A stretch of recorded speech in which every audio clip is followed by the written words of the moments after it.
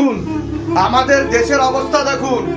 আর কিছু কিছু বুদ্ধিজীবী মূর্খরা এই ভিডিওর নিচে আবার কমেন্ট করে বলবে এদের সবার সাইকোলজিক্যাল মেন্টাল প্রবলেম, ঠিক আছে?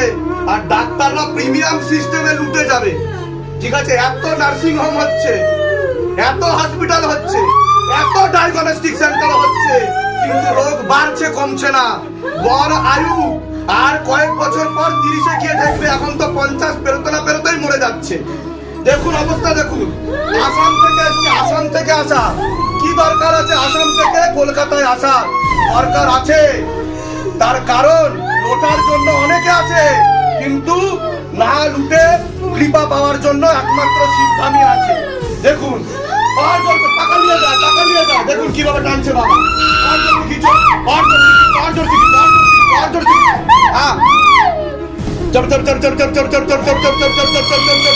और কিছু কিছু দ্বারা और কিছু অটোমেটিক হাত বেঁকে যাচ্ছে, অটোমেটিক হাত বেঁকে যাচ্ছে। দেখুন আধুনিক বিজ্ঞান কি বলবে, কি বলবে এটাকে আধুনিক বিজ্ঞান? হ্যাঁ, কিভাবে বেঁচে আছে?